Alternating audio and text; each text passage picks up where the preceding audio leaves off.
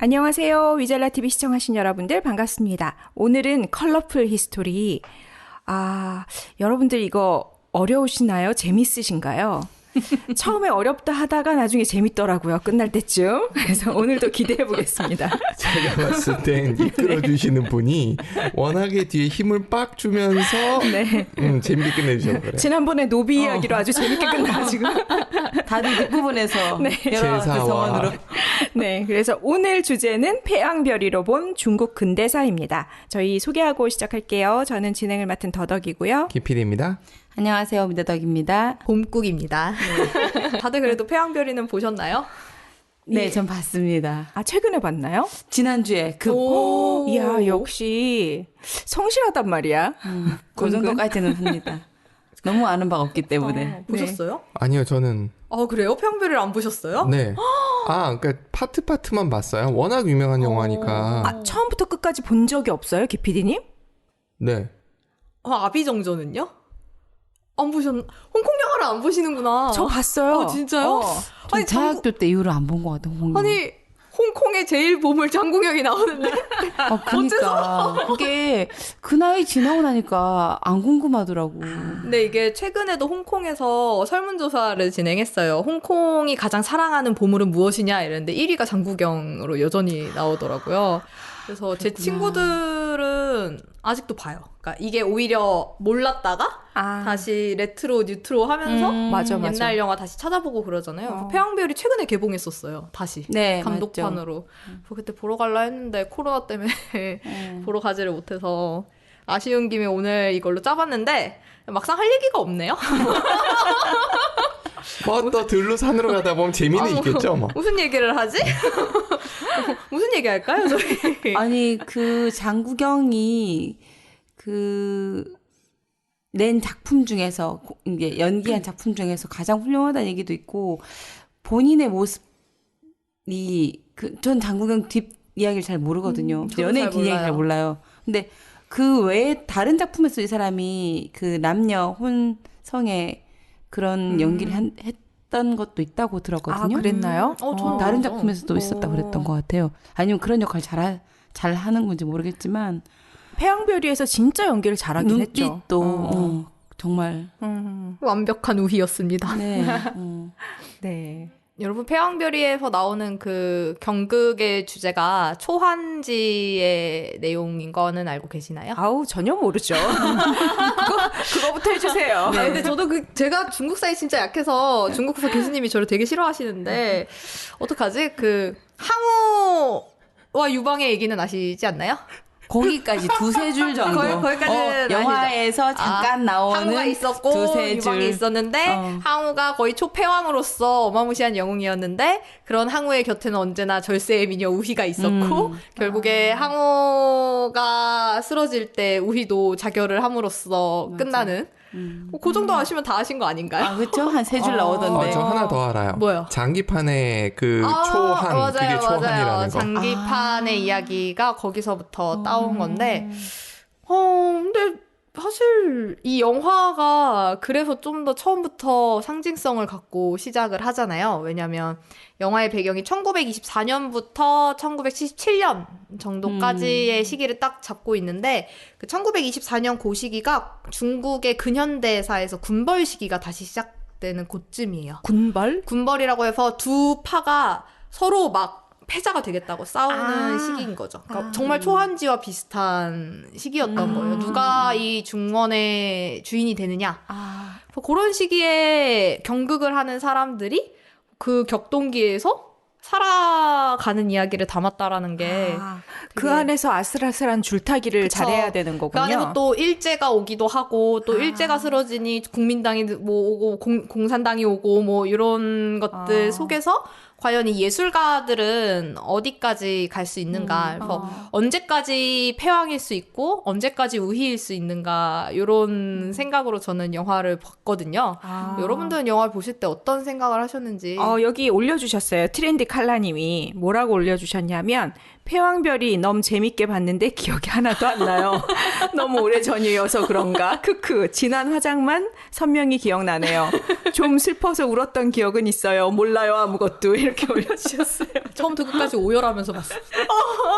이러면서 처음에 아직 경극 시작하기도 전부터 막 왜 애들을 저렇게 때려 이러면서 막 보고 진짜. 그 중간에 얘기를 해도 되나? 중간에 학생 하나가 죽잖아요. 사탕 기억하시나요? 먹고 네, 자살하죠. 아니, 몸에 따라서. 저는 걔가 갑자기 걔 평생의 소원이 자기 유명한 배우가 되면 과일 사탕을 잔뜩 사 먹는 거였는데 몰래 도망을 갔다가 과일 사탕을 이만큼 사서 다시 돌아와요. 그걸 주머니에다 넣고 있었는데 같이 도망간 친구가 진짜 미치듯이 맞는 걸 보면서 걔가 숨어서 미치듯이 그거를 막 꺼내서 막 입안에 우겨 넣어요. 그리고 장면이 정한이 되는데 저는 자기도 맞을까봐 일단 그 전에 다 먹으려고 나도 그렇게 그런 우겨 줄 넣었나? 알았어요. 이랬는데 그 다음 장면에서 걔가 목을 매달아 죽은 거예요. 거기서부터 오열, 안 돼! 막 이러면서, 이게 무슨 일이야. 아동 노동인권, 막 이러면서, 아동인권 무슨 일이야. 이러면서 울다가, 나중에 또 막, 두지 입안에다 담배째 털면서, 빨랑 말해! 이럴 때 또 울면서, 왜 입안에 담배째를 넣어? 나는 그 두지의 엄마, 그 매춘부 네네. 엄마가 어떤 마음으로 얘를 그냥 맡기는 마음이 정말로 예술가로 키워달라는 건지 모르겠지만 거기다가 맡기러 왔는데 두지가 육손이었거든요. 근데 얘는 안 되겠다. 왜냐면 손이 이뻐야 되는데 이렇게 하면서 이뻐야 되는데 안 된다고 하니까 그냥 끌고 가서 6번째 손가락을 그냥 이렇게 잘라서 데리고 가는데 그 엄마는 얘를 정말로 예술가로 키우고 싶은 거였는지 그냥 여기다가 맡겨서 그냥 잘 크라고 하는 건지 모르겠지만 둘 다 아닌 것 같아요. 왜냐면 처음에 나올 때 어머니 대사가 이 아이가 이제 클 만큼 커서 더 이상 이 집창촌에서는 키울 수 없다라고 그랬잖아요. 근데 사실 거기 남아있으면 두지는 생계가 거의 보장되지 않는 상황이고 얘를 어디로라도 맡겨야 되는데 천민 출신이라고 맡아줄 수 있는 데는 아무것도 없으니까 그나마 성공할 확률이 있는 곳이 경극하는 곳이 아니었나. 그런 생각을 하거든요. 왜냐면 경극은 할 때 처음에 무조건 7년을 여기에서 교육을 받아야 된다라는 계약서에 도장을 찍고 들어가잖아요. 그럼 적어도 두지는 거기에 들어가서 가혹한 훈련을 받더라도 7년은 그 안에서 생계를 보장받을 수 있는 거니까. 연습생이네요. 그렇죠. 네, 연습생처럼 연습생이죠. 들어가는. 근데 너무 혹독한 연습생 생활을 하는 아이들이 여기서 있어도 죽을 거 어디서라도 살아남으라고 그런 느낌인 것 같아요. 근데 두지도 진짜 장난 아니었던 게 그 첫날에 다른 아이들이 너 창녀 자식이라며 막 놀리면서 엄마 옷을 하나 엄마가 던져줬는데 이거 창녀 옷이래 막 이러니까 거기다 대고 불태워버리잖아요. 자기 엄마 눈물 한 방울 안 흘리면서. 성질 있죠. 역시 될성부른 나무는 떡잎부터 독하다 이런 생각을 했죠. 제가 안 본 이유를 알 것 같아요. 제가 그렇게 우울하고 그런 영화를 보는 걸 별로 좋아하질 않아요. 아마 제가 그걸 봤으면 2번은 안 보겠다고 생각했었을 거예요. 저도 우울한 영화 안 좋아해요, 사실. 근데 보게 되더라고요. 장구경을 보면서 홍콩의 별 이러면서. 그러니까 예쁜 여자 배우가 나와서 제가 볼 것도 아닌 것 같고 공리가 바하니. 나오잖아요. 그러니까 공리가 누구야? 공효진은 아는데. 띠용. 그냥 무식자다 이렇게 생각하시면 됩니다. 네. 요즘 아이들이 하는 말로 문찐이라는 말이 있는데 혹시 들어보셨나요? 문찐? 네, 문화를 잘 모르는 사람을 문찐이라고 부르더라고요. 문찐! 학생이 저한테 선생님 문찐 이러길래 문찐이 뭔데? 문화 찐따요 이래가지고 너 지금 선생님한테 찐따라 그런 거니? 이랬는데 에이 뭐 다 그렇죠. 요즘 영화 알려드린 거잖아요. 이러고 넘어가서 그런 느낌인데 공리가 중국이 사랑하는 배우 중에 또 되게 높은 배우인데 공리가 어디에 나왔지? 천민미래 나왔나? 네 맞아요. 그랬던 것 같아요. 되게 슬프게 천녀유혼? 거기에 나왔어. 천녀유는 따낸가? 왕조이. 왕조이. 왕조이고. 하기사 약간 왕조이과는 좀 다르고 이 느낌, 약간 아련한 슬픔의 느낌 그런 느낌이야. 뭐지 눈동자를 수채화로 칠한 느낌. 유화가 아니라 뭐 약간 뭔지 아실 것 같죠? 그런 채색을 가진. 우리나라 배우로 치면 이은주 같은 느낌이에요? 이은주는 조금 더 센 이건 이은주가 좀 남자들이 보는 단단히 눈과 어. 여자가 보는 눈 달라서 어떻게 말할 수가 없네. 그 그러게. 최정안인가? 아, 최정안. 그 약간 그런 수채화 느낌. 최정안이 얼굴은 수채화인데 또 성격은 전혀 그렇지 않아. 사나이 대장이던데. 근데 뭐 공리도 그럴 수 있으니까. 아, 그럴 수 있겠다. 개인적인 친분이 있는 건 아니라서 맞아. 잘 모르겠지만 어쩌다 보니까 또 역사 얘기 안 하고 이렇게 영화 얘기만 주창하고 있는데 그렇죠. 사실 그걸로 10분 넘어갔어요. 저 진짜 오늘 역사 얘기 할 게 없어가지고 뭐 궁금하신 거 있나요? 물어봐 주시면은 제가 무엇이든 답해드립니다. 일단 순서대로 좀 읊어주세요. 1924년이면 1924년에 지게파, 방지게파, 봉천파 이렇게 세 가지의 파가 거기 있었어요. 우리나라 파 같은데? 약간 이름이? 그게 왜냐면은 저는 중국어 발음을 모르니까 어. 한자로 쓰여져 있겠죠? 아, 그쵸. 그럼 뭐 약간 뚜빠 뭐 이런 거겠지만 저는 모르니까 이렇게 지게파, 방지게파. 지게파, 반지게파, 반- 봉천파 이렇게 세 가지 군벌이 있었는데 24년에 얘네가 딱 전쟁이 일어나요. 그래서 이 전쟁이 일어나고 무슨 전쟁인가요? 그 전쟁이? 그 전쟁이요. 자, 제2차 직봉 전쟁이라고 써져 있네요. 그러니까 중국 내전인 거죠? 네, 내전입니다. 그러니까 한마디로 약간 우리 드라마 야인시대 보면 그때 종로 거리에 파가 하나만 있는 게 아니잖아요. 여러 가지 파가 존재했잖아요. 그런 것처럼 이 당시에 북경 베이징에도 한 명의 패자가 없었어요. 하나의 세력이 없어서 그걸 어떻게든 이겨내자 하는 신의 혁명이라고 청나라를 망하게 한 중국의 혁명이 있어요. 근데 그 신의 혁명이 있던 이후에 청나라가 사라지니까 그 유구했던 왕조가 사라지고 황조가 사라지니까 정말 중국을 이끌어 나갈 하나의 힘 있는 기조가 없는 거잖아요. 그러니까 그 상황에서 얼마나 군웅할거했겠어요. 난리가 났겠죠. 그런 시대의 상황 속에서 시작하는 거예요. 아, 중국 역사 그게 반복이네요. 보면 네, 어떻게 힘 있던 보면 나라 하나 반복이죠. 다음에 네. 그렇게 되고 계속 반복. 그렇게 해서 반복이 되는 상황에서 이 아이들이 이제 경극단에서 훈련을 받고 그러면서 거기 경극단의 주인, 극단 주인이 사부라고 나오는데 사부는 또 아는데 사부. 스부 이런가? 스부일 거예요. 아마. 스부? 네. 약간 무협에서 본 것 같은데? 어쨌든, 스부라고 나오는 그 사람이 이런 얘기를 해요. 지금만큼 경극이 유명한 시대가 없다. 아이들을 막 혹독하게 때리면서, 막, 지금만큼 너네가 운 좋은 시대가 없다. 경극이 지금만큼 잘 나가는 시대가 없다라는 대사를 하는데, 맞아. 근데 경극이 그렇게까지 잘 나갈 수 있는 이유. 제가 예전에도 말씀드렸듯이 역사에서 가장 혼란스러운 시기에 예술이 가장 융성하잖아요. 그리고 마침 이렇게 혼란스러운 시기에 초한지를 다룬 항우와 우희의 이야기를 경극에서 하고 있으니. 경극은 무조건 황후하고 유방 얘기인가요? 그건 그렇지는 않아요. 근데 그게 파가 굉장히 많이 나뉘고 또 그 안에서 다룬 이야기도 많은데 지금까지 전승되는 건 얼마 없다라고 알고 있어요. 일제강점기와 문화 대혁명을 거치면서 굉장히 많이 탄압을 받고 없어져서 지금은 명맥을 잇고 있는 게 거의 없다고 하더라고요. 지금은 우리가 흔히 알듯 그 가면 막 바뀌는 그거 있죠. 딱 그 정도의 흐름만 남아있고 옛날만큼 많이 남지 않았대요. 되게 슬프죠? 하나씩 사라진 거니까. 이러니까 문화를 참 존중해야 되는데. 맞아. 문화혁명이 그런 거 아니었나요? 문화혁명 자체가? 네, 그렇죠. 공자 묘도 부시는 마당에 뭐 경극이라고 살아남았겠나 싶지만. 그게 어떻게 진행된 거죠? 그게요. 마오쩌둥이 이제 공산당 아래에서 그런 식으로 다른 것을 추존하는 거를 용납을 하지 않겠다고 해서 모든 문화를 다 지워요. 이제 공산주의와 관련되지 않은 문화를. 근데 또 되게 웃기는 게 제가 이름이 기억 안 나는데 그 당시에 마오쩌둥 밑에 총리로 있던 사람은요. 사실 역사적이나 고고학적 조예가 굉장히 깊은 사람이었어요. 그래서 마오쩌둥이 뭘 부술 것 같으면 몰래 군사를 시켜서 옮겨다? 가서 야 지키고 좀 있어라. 그리고 이게 문화대혁명이 마오쩌둥의 군대로서만 이루어지는 게 아니라 그 밑에 있던 일반 사람들, 그 공산당을 추종하는 사람들 있죠. 그 사람들이 먼저 가서 부셔요. 아이고야. 진짜 약간 광신도처럼.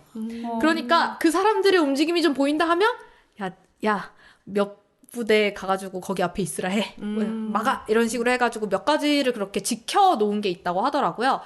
그중 하나가 뭐 공자 묘는 파괴됐어도 뭐 그 옆에 있는 모는 또 괜찮고 뭐 어떤 절 절도 하나 지켜내고 그래서 몇 개 지금 중국에서 우리의 문화유산입니다라고 하는 그것들이 다 그 총리가 지켜낸 거라고 하더라고요. 그 총리는 진짜 잘했네. 근데 또 웃긴 건 그 총리도 똑같이 이렇게 공산당의 세력으로서 굉장히 많은 탄압을 하고 굉장히 많은 나쁜 짓을 한 사람인데 다만 자기가 문화적 조예가 깊다는 그걸로 어쨌든 역사에는 남긴 인물이 된 거죠. 그래서 결국에 중국이 지금 뭐 나름 유네스코 도전하고 뭐 이렇게 하고 막 올림픽 때 저희는 이런 거 있어요 할 수 있는 이유도 다 총리가 있었기 때문이다. 마오쩌둥은 왜 그런 선택을, 그러니까 히틀러 같은 경우도 그런 행동을 했었고 많은 경우에 그런 일이 역사적으로 반복이 됐었는데 마오쩌둥도 그런 행동을 했던 거잖아요. 그쵸. 그런 베이스에 뭐가 있는 걸까요? 히틀러도 문화 말살 하죠. 비슷하죠. 네, 책 태우고 하잖아요. 히틀러는 금발과 파란 눈을 그렇게 사랑했대잖아요. 그게 가장 우수한 민족이라고 여겨서. 아리아. 근데 참 본인도 딱히 그렇지. 맞아요. 희한해. 그래서 여자친구를 꼭 금발에 파란 눈으로 두고 그랬잖아요. 열등감. 그럴 수 있지. 열등감일 수도 있죠. 근데 저는 그 당시에 분위기가 그랬던 것 같아요.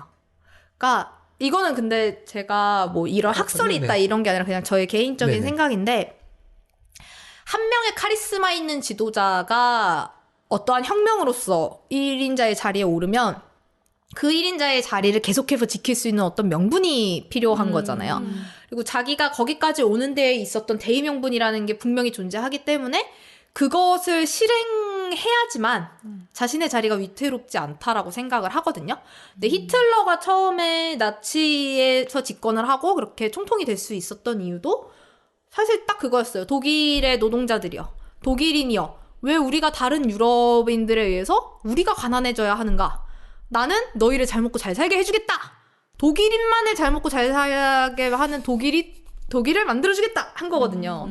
근데 그렇게 해서 집권했는데 안 그럴 수가 없죠, 사실. 그러니까 앞에 걸 지우는 목적인 그렇죠. 거죠. 지우는 목적도 있을 것 같고 그리고 제국주의 시대잖아요. 제국주의 시대 속에서 여러 가지 파가 나뉘고 또 여러 가지 국가가 나뉘고 있는 상황에서 더 힘있게 자신의 권력을 유지하려면 아무래도 그런 힘있는 쇼를 보여줘야 되는. 힘있는 쇼, 그런 청산, 막 과거 척결 청산 이런 것들을 조금 보여줄 필요가 있다라고 생각을 하는데 절대 저는 그걸 지지하는 건 아니고 근데 그런 기조였죠. 그 시대에 있던 사람들이 거의 다 그렇게 해서 자리에 올라갔잖아요. 그런 느낌이 드는 거예요. 무솔리니도 그런 행동을 했다 그러더라고요. 로마에서 하면서 로마를 계승한다고 얘기하면서 로마 유적지를 관통해버리는 바람에 도로를 뚫고 관통을 해가지고 유적이 많이 없어졌대요, 그때. 그 얘기는 제가 들은 적이 있었거든요. 제국주의 시대에 반달리즘이 상당히 유행했어요. 여기서 반달리즘이라는 거는 다른 문화의 유산, 유물 같은 것들을 다 파괴하는 행위를 반달리즘이라고 해요. 근데 그 시기에는 전쟁으로 인한 국제법 뭐 이런 것들에서 뭐 유물은 파괴하지 않는다. 역사 유적지는 놔둔다. 이러한 상식이 아예 없었던 시대예요. 그러니까 침략 전쟁이 계속해서 일어나고 있는 제국주의 시대인데 쟤네 나라 문화 야만해. 그냥 다 부셔버리고. 내가 이거를 정복했다라는 어떠한 지표로서 오히려 더 부수고 그런 게 있죠. 근데 이제 중국은 특이하게도 그거를 자기 손으로 했다라는 게 참 재밌는 건데 이게 또 중국이 지금은 다른 정책을 또 취해요. 지금 또 뭘 하냐면요. 얘네가 동북공정이나 이런 거를 많이 하잖아요. 맞아요. 그거 해주신다며요. 제가 박사 따는 날 해드릴게요. 밀어드릴게요. 와, 공고 이제 네, 안 후원 드시는 걸로. 받습니다. 계좌번호 국민은행. 네. 어쨌든 지금은 이제 중국이 좀 재밌는 게 남의 나라 문화도 자기 문화인 것처럼 그렇게 해요. 근데 이게 우습잖아요. 자기 나라 문화를 그렇게 답하게 하더니 이제 와서는 잘 나가는 다른 나라 문화를 또 자기 나라 세상에. 거라고 하고 있는 게 참 재밌는 일인데 또 요거를 그렇게 교육을 하다 보니까 그거를 국가에서 주도적으로 하는 건 둘째치고 이제 젊은이들도 그렇게 생각해요. 당연히. 그렇게 배웠으니까. 네, 그렇게 배웠으니까 그렇게 생각을 하는데 이거는 약간 이렇게 정사는 아니고 야사 이렇게 치면 야사가 약간 재밌죠. 저희 야사가. 전공 안에 그냥 네. 비정규썰 어디 가서 얘기하시면 안 되는 그런 거 이런 거 있는데 그 중국이랑 우리나라의 사학자들은 공동으로 회의나 작업을 꽤 많이 해요. 일본이랑도 그렇고 동북아 재단 같은 데서 많이 하는데 그 우리나라에 되게 좀 연로하신 중국사 교수님이랑 그리고 이제 중국의 좀 젊은 신예 중국인 교수들이랑 좀 나이가 든 교수들이랑 이렇게 중국에서 회담을 한 거죠.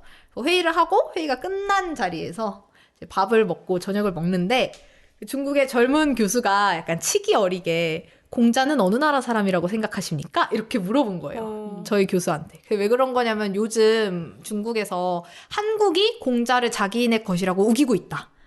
이런 식의 이야기를 되게 많이 퍼뜨리고 있거든요. 그러니까 그 젊은 사람이 못 모르고 그거를 얘기를 한 거예요. 그랬더니 이 교수가 그게 무슨 의미인지 알잖아요. 그러니까 웃으면서 당연히 중국의 것이지. 중국 사람이었고 이러이런 역사 속에서 참 멋진 업적을 읽어낸 분이지. 근데 참 나는 다행이라고 느껴. 중국이 그런 역사 속에서도 불구하고 여전히 젊은이들이 이렇게 공자를 사랑하는 마음을 갖다니 공자묘가 파괴되었던 과거는 생각지도 못하겠네? 이렇게 대답을 했는데 근데 사실 지금의 젊은이들은 완전히 문화 돌려가네. 대혁명을 또 안 배우잖아요. 제대로. 그러니까 그 젊은 사람은 정작 자기가 먹었는데도 무슨 소리를 하는 거지 모르고 모르는 거기는 늙은 중국 교수들은 다 부끄러워가지고 얼굴이 빨개지고 대답도 못하고 있고 그랬다는 거예요.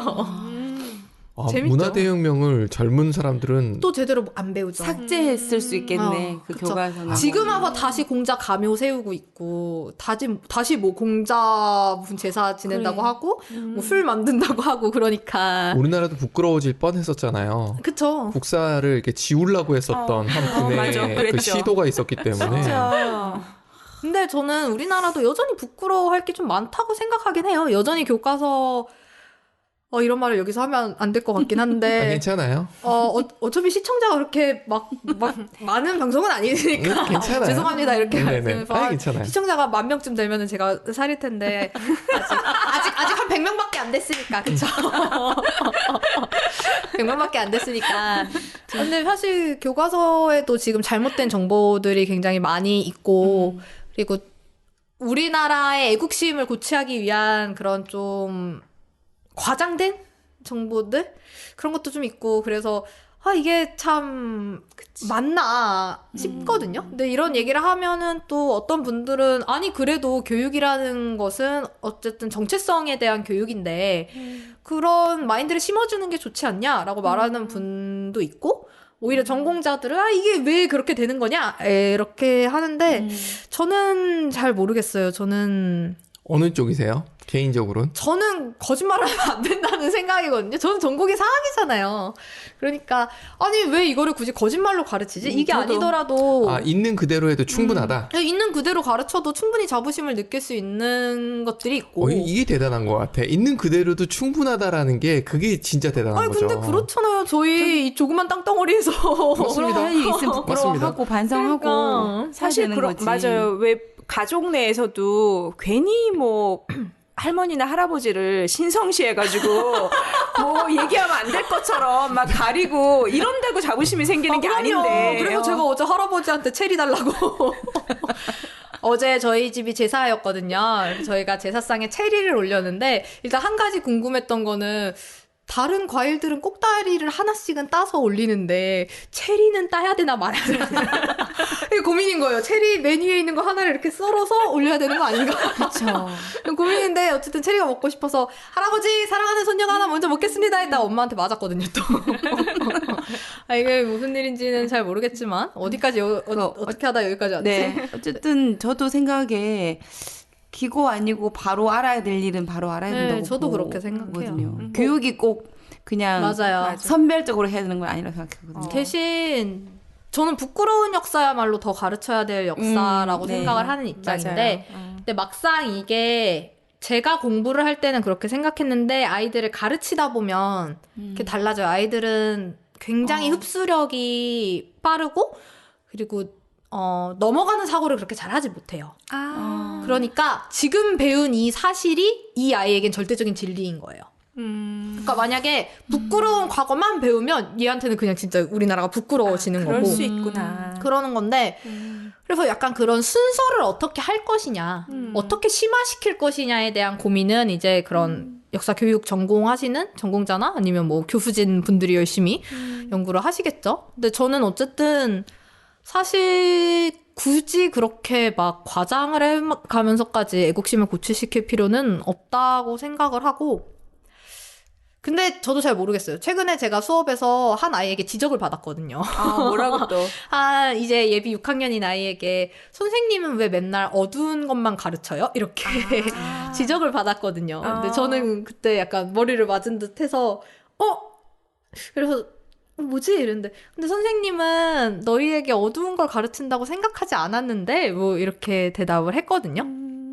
이런 걸 배워야지 너희가 앞으로 더 빛을 밝히면서 살 수 있지 않을까? 뭐 이렇게 넘어갔는데, 초등학생이 그거를 이해하기는 조금 어려웠나 봐요. 그럴 수 있겠어요. 네. 그래서 다음번 수업은 좀 더 즐겁게 구상하자 이러면서 넘어갔었는데, 그러니까 그 나이대에 대한 고민은 조금 있어야 되는 것 같아요. 그러네요. 그러니까 비판적 사고라는 게 사실 고등학생 정도 돼야 이게 전두엽이 전체적으로 그쵸. 발달을 하면서 되는 거라 그쵸. 그럴 수 있겠네요. 사실 요즘의 경향은 초등학교 때는 역사를 거의 안 배워요. 교과서에 많지 않아요, 분량이. 그래서 중학교 때부터 이제 본격적으로 배우는데, 저희 옛날에 배웠던 교과서 막 두께 이만했잖아요. 근데 지금 요만해요, 진짜로. 오. 지금 요만해. 이를테면은 저희 무신정권 이런 거 배울 때 저희는 적어도 막 10페이지 이렇게 배웠잖아요. 근데 지금은 무신정권기 전체가 한 장으로 끝나요.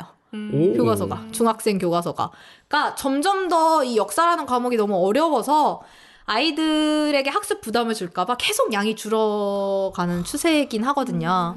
근데 그것도 맞는 말인 게 막 역사 교육 전공서 보면 역사 교육이란 역사적 사고력을 뭐 신장시키는 일로서 어쩌고 저쩌고 역사적 사고력이란 역사가처럼 생각하는 것이다 이러는데 중학생 고등학생이 세상 전공한 박사 따신 역사가처럼 어떻게 생각해요.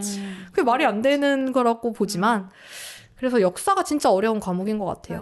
역사는 그리고 지식이 아니라 결국은 토론하면서 생각해야 네, 되는 부분이 비판적 너무 사고인데. 많아서. 근데 결국에는 중고등학교 때 할 수 있는 역사라는 거는 암기밖에 없잖아요. 근데 사실 암기가 가장 기본이죠. 암기가 돼야지 비판을 할 수 있는 거긴 하니까. 근데 그래도 이제 가르치는 사람으로서는 답답하죠. 이거를.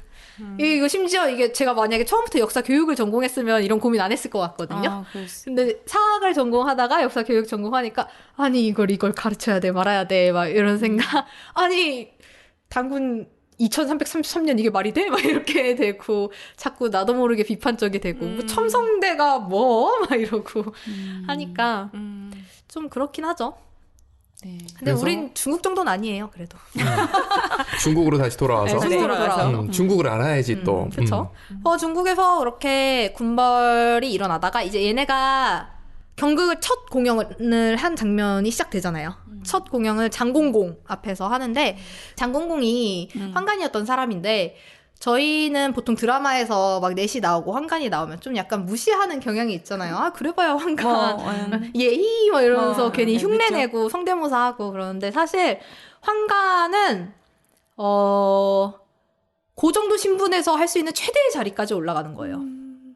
왕의 최측근이 될 수 있는 건 환관이잖아요. 거의 시종장급 서양사로 치면은 황제의 시종장. 항상 24시간을 붙어 다니면서 누구보다도 황제의 곁에 있을 수 있고. 그러다 보니까 이 환관이라는 존재 중에서도 환관에서 가장 높은 자리에 있는 사람들 있죠. 그 사람들은 돈도 엄청 많고 부와 명예를 다 갖고 있어요. 뇌물도 엄청 많이 받겠죠. 장공공이 그랬던 인물인 거예요. 서태후 옆에서 와 모든 권력을 다 누리고 근데 그 장면을 보시면 여전히 청나라가 망한 뒤인데도 장공공이 이러고 앉아서 양옆에 막 맞아. 시종들 끼고 어디 한번 해봐라 막 이러고 막 난리도 아니잖아요. 그래서 청나라가 망했지만 아직도 장공공이 저렇게 권력을 부리면서 산다라는 것은 정말 군웅할거의 시대구나. 온갖 잔재들이 다 남아있고 뭐 신흥 강자들도 나타나고 이런 시기구나. 이런 거를 좀 아는 포인트가 되는 거예요.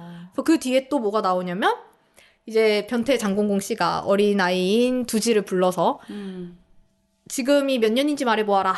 이렇게 얘기를 하는데 아마 두지가 신해 21년입니다.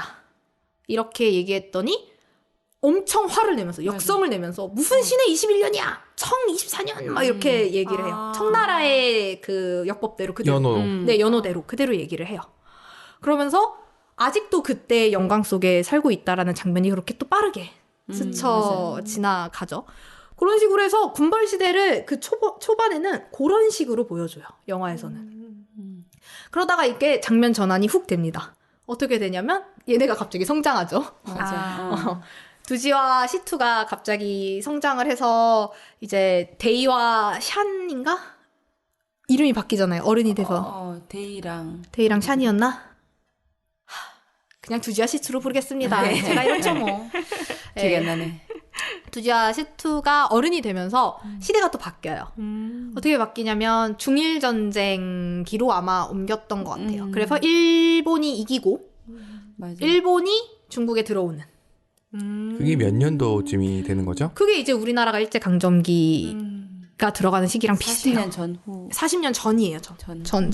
훨씬 전. 한 20년 그쯤, 24년이었으니까 한 30년 그쯤인데 이제 정확히 영화에서는 몇 년이라고 표시가 안 됐던 것 같은데. 안 됐던 것 같아요. 예, 그래가지고 제가 정확한 시기를 알 수는 없는데 어쨌든 일본 군인들이 막 나오고 그래요. 그래서 얘네는 그러거나 말거나 상관없이 경극은 계속 호황을 누립니다. 왜냐면 그 영화에서 일본군들이 막 엄청 좋아하잖아요. 경극 보면서 막 박수치고 와 멋있다 하면서 좋아하고 그 일본 애들이 원래 그런 거 좋아하잖아요. 막 경극 좋아하고 일본에서도 비슷한 극 같은 거 많고 맞다. 그렇잖아요. 이렇게 가부키 맞아. 가부키극 같은 거 있고 어떻게 보면 가부키극이랑 경극이랑 또 되게 좀 비슷하죠. 비슷한 느낌. 그렇죠. 경극도 여성은 오르지 않고 이제 남자들이 여장을 맞아요. 하면서 짙은 화장을 하고 시대에 대한 이야기를 하고 있고 가부키도 원래는 옛날에는 여성이 올라도 된댔는데 어느 순간부터 그게 언제부터였지? 정확히 무슨 막부 시대였는지는 저희가 기억이 안 나는데 어느 시대부터는 이제 남성이 여장을 하고 올라가고 뭐 또 여러 가지 극들이 있더라고요. 약간 비슷한 것 같아요. 물론 경극이 훨씬 화려하지만 경극 진짜 눈 돌아가잖아요. 막 금가루 막 날리고 반짝반짝하고 막 칼 휙휙 휘두르고 춤도 되게 난리 화려하고. 나고 막 얼굴 막 휙휙 바뀌고 우와 멋있다 하잖아요. 어쨌든 서커스랑 연극이랑 합친 거의 거야. 거의 서커스죠 뭐. 저 아직도 신의 혁명이 1911년. 그리고 청나라가 망하고 네, 그리고 아까 말씀하셨던 24년에 중일 전쟁이 1937년. 37년 그리고 24년에 직봉전쟁 2차 직봉전쟁이 있고 그렇게 해가지고 일본군들이 들어오는데 사실 여기서 그 두이와 시투는 아랑곳하지 않아요. 일본이 들어오든지 뭐 지게파가 들어오든지 반지게파가 들어오든지 봉천파가 들어오든지 뭐 일본군이 들어오든지 우리는 알 바 없어. 내 할 일만 해. 경극은 잘 나가니까. 여전히 시대는 혼란스럽고 경극은 최고의 주가를 올리고 있고 그리고 무엇보다 영화에 보면 이 시투와 두지가 굉장히 경극에 심취해요. 그러니까 자기가 패왕인 것처럼 진짜 생각을 하고 두지는 자기가 진짜 우희인 것처럼 생각을 해요. 그래서 이들은 정말 무대에서 빠져 살아요. 그 장면이 이제 어디서 나타나냐면 일본군 앞에서 얘네가 경극 무대를 해요. 그런데 중간에 그 항일 단체가 와서 항일 전단지를 뿌립니다. 무대에다 막 뿌리고 난리가 나요. 그러면 이제 무대를 보고 있던 일본군들은 다 일어나가지고 잡으러 나가고 막 온통 전단지가 날리고도 난리가 나고 그러고 무대는 이미 멈췄는데도 불구하고 거기서 두지는 되게 취한 듯이 계속 우희를 연기하면서 돌아요. 난 여전히 우희인 것처럼. 무대와 현실은 굉장히 멀리 있는 것처럼. 맞아요. 굉장한 연출을 해요. 이 시기에 이런 미친 거 아닌가? 감동적 이러면서 보는데 실제로 시투도 마찬가지였어요. 막 머리로 벽돌을 깨던 사람이고 여전히 패왕처럼 굉장히 항상 기세등등했던 사람이고. 근데 그러다가 일본군 장교 하나가 그 패왕의 옷을 입어보면서 나도 좀 잘 어울리지 뭐 이런 식으로 하니까 얘가 열이 받은 거야. 신성한 경극 이런 게 열이 받아서 진짜 패왕처럼 그 장교의 이마를 깨버려요. 그래서 일본군에게 잡혀가요. 근데 여기서부터 이제 현실과 무대의 경계가 흐려지기 시작해요. 두지는 원래 무대에서만 우희고 무대에서 빠져 살던 인간이잖아요. 절대 밖에서는 우희처럼 공연을 하지 않았던 사람이고 오직 시투 앞에서만 우희 같았던 사람인데 이 시투를 빼내기 위해 그 일본 관사에 가서 거기서 공연을 해요. 자기가 노래를 부르고. 그러니까 어떻게 보면은 우희로서의 자존심을 버리고 현실과 섞이기 시작한 거죠. 그 덕에 이제 시투는 밖으로 나옵니다. 그러면서 거기서부터 경계가 점점 허물어져요. 근데 이제 문제는 일제가 물러나고 난 뒤죠. 일제가 물러나고 난 뒤에는 어떻게 됩니까? 또 다른 새로운 세력이 등장하겠죠. 그렇죠. 이 또 다른 세력이 등장하면서 이제 문제가 되는 거예요. 뭐가 문제가 되냐면 네가 일본군 앞에서 노래를 불렀었어? 맞아. 이렇게 됩니다. 친일. 맞아요. 꼬투리가 잡히네. 네, 네가 친일을 했어? 그러니까 더 이상 이들은 무대 위에서만 남을 수가 없는 사람들이 돼버리는 거예요. 아무리 이들이 무대 위에서만 남고 싶어 하더라도. 그래서 잡혀가요. 잡혀가는데 이제 시투 원래 처음에 얘네가 경극에 들어갔을 때 두지가 엄청나게 맞았었어요. 사부한테. 왜냐면 사부가 두지가 도망간 일에 대해서 뭐라고 얘기를 하냐면 패왕과 우희는 절대 서로를 배신하지 않는다. 패왕은 죽는 한이 있어도 우희를 지키고 우희는 자살하는 한이 있더라도 패왕을 저버리지 않는다. 근데 우희의 역을 맡은 네가 패왕인 시투를 저버리고 도망을 가? 이러고 엄청나게 때려요. 그러면 결국 이 안에서 패왕과 우희 둘 중에 누구라도 하나가 현실로 들어가기 시작하면 결국에 패왕과 우희의 관계는 깨지는 거네 라는 생각을 할 수 있어야 돼요. 근데 이 관계를 누가 깨트리냐면 바로 시투가 깨트립니다. 왜냐면 시투가 고문을 받아요. 고문을 받으면서 그 고문을 받는 시투한테 고문을 하는 사람이 그 시멘트로 만든 판을 하나 줘요. 머리로 깨보라고 해요. 왜냐면 시투가 자주 벽돌로 머리를 깨는 묘기를 부렸었거든요. 그러니까 시투가 아무렇지도 않게 그걸 받아들고 이마로 이렇게 받아요.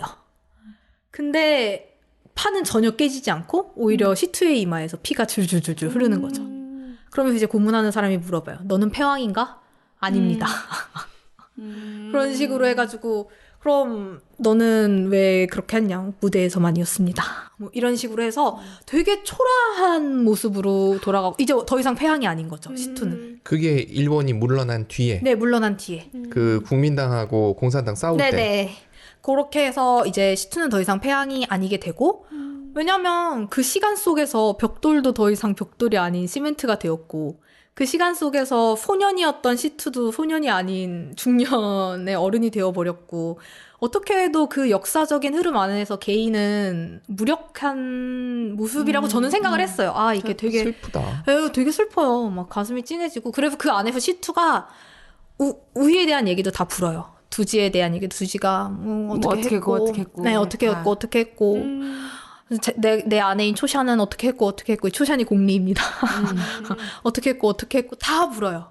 그러니까 시투가 그렇게 부음으로써 사실 이 패왕과 우희의 관계는 쫑이 난 거나 다름없다고 봐요. 근데 그나마 시투와 두지 중에 저는 시투가 조금 더 현실적인 인물이라고 생각을 했거든요. 왜냐면 두지는 끝까지 시투가 결혼하는 거를 이해 못했어요. 초샨을 데려왔을 때 초샨한테 두지가 뭐라고 얘기하냐면요. 너 왜 연극해? 뭐 이런 식으로 했어요. 그러자 초샨은 나는 연기를 한 적이 없는데? 이렇게 얘기를 합니다. 왜? 두지는 자신의 인생 삶 자체가 우희를 연기하고 있는 거야. 나는 여전히 시투를 사랑하고 역으로 너무 빠져들었던. 네, 역에 너무 빠진 사람인 거예요. 그게 너무 진짜 가슴이 찡하다니까요. 우리 구경 씨가 그렇게 잘 연기를 해가지고 그리고 본인이 분리를 하자고요. 배우와. 아니 근데 그 눈망울이 진짜 보신 분들은 아시겠지만 잘하면서 이 두지가 시투에 대한 감정까지도 본인이 혼란이 오면서 네, 이게 좋아하는 걸로 정말 패왕으로. 우정인지 사랑인지 그리고 내가 우희인지 두지인지 대의인지 굉장히 헷갈려 합니다. 근데 사실 그 헷갈리는 거는 이미 시투가 두지를 배신했을 때 저는 그때 파국을 맞이할 수밖에 없다고 생각을 했어요. 패왕과 우희가 어떻게 서로를 배신할 수 있어요. 그렇잖아요. 그때 그 문장 중 기억나는 게 단 1초라도 같이 있지 않는다는 건 평생을 함께 있지 않는다는 거다라고 얘기를 할 정도로 분리가 안 되는 어, 사람들이네. 분리라고 표현하니까 좀 더 와닿네요. 자기 삶에서도 굉장히 혼란이 왔었고 C2가 자기를 배신한다고 생각을 했었어요. C2는 그냥 현실에 맞게 연극을 하고 여자를 좋아하고 여자와 함께 만나고 결혼하고 하는 이 삶과 연극과 분리를 했는데 우희는 계속 못마땅한 거지 그게. 그래서 그 여자를 계속 미워했어요. 그리고 그 여자가 매춘배였거든. 자기 엄마와 맞아요. 동일시하기도 하고. 근데 결국에 초샤는 두지를 품었어요. 왜냐면 초샤니 유산을 하게 되거든요. 근데 유산한 이후로 두지를 마치 정말 자기 자식처럼 품고 옷을 덮어주기도 하고 뭐 그렇게 했는데 근데 사실 두지의 세계에는 초산이 없어요. 초산이 어디에 껴들 수 있겠어요. 자기가 우희인데 맞아. C2의 우희로 존재하는 초샨을 어떻게 인정할 수 있겠어요. 그러니까 아무리 모성으로서 초샨이 두지를 대한다 해도 두지는 그걸 받아들일 수가 없는 거죠. 그래서 그 문화 대혁명 시기에서 이제 영화가 끝이 나는데요. 문화 대혁명 시기 속에서 C2가 모두를 배신하고 이제 초샨까지도 C2를 더 이상 믿지 못하게 되면서 초샨까지도 C2가 배신을 했기 때문에 초샨까지도 이제 더 이상 눈에 총기와 사랑을 잃으면서 이제 모두의 관계가 파국으로 끝나고 결국에 두지는 그래도 초샨과 C2는 현실 속에서 죽는 거잖아요. 그렇잖아요. 그쵸. 어떻게 보면은. 근데 두지는 끝까지 무대 위에서 우희로서 죽는다고 생각을 자결을 했어요. 했죠. 네, 우희로서 자결합니다. 우희로서 C2 그 초패왕의 검으로서 자결을 합니다. 그렇게 하면서 끝나는데